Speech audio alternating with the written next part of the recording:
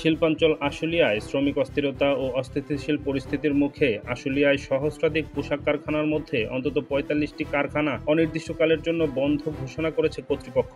এছাড়া সাধারণ ছুটি ঘোষণা করা হয়েছে অন্তত ৪৪টি পোশাক কারখানায়, বাকিগুলোতে চলছে উৎপাদন। বুধবার বিকেল ৩টার দিকে এসব তথ্য নিশ্চিত করেছে শিল্প পুলিশ ১-এর পুলিশ সুপার সারোয়ার আলম। খোঁজ নিয়ে জানা যায়, প্রায় ২ সপ্তাহ ধরে শিল্পাঞ্চল আশুলিয়ার শ্রমিকদের দাবির মুখে অস্থিতিশীল অবস্থার সৃষ্টি হয়, বেড়েছে শ্রমিক অস্থিরতা।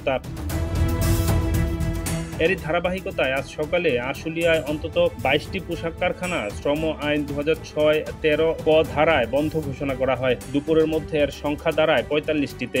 অন্যদিকে শ্রমিক অস্থিরতার মুখে ২২টি কারখানা সাধারণ ছুটি ঘোষণা করেছে। পরে অন্যান্য কারখানা অস্থিতিশীল পরিস্থিতির সৃষ্টি হলে আরও ২২টি কারখানা সাধারণ ছুটি ঘোষণা করতে বাধ্য হয়।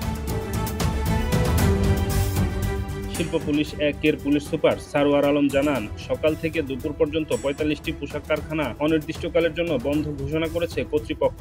এছাড়া আরও ৪৪টি কারখানা সাধারণ ছুটি ঘোষণা করা হয়। যে কোনো ধরনের অপ্রীতিকর ঘটনা এখন পর্যন্ত ঘটেনি। পরিস্থিতি নিয়ন্ত্রণে কাজ করছে যৌথ বাহিনী। ডেস্ক রিপোর্ট, নতুন সময়।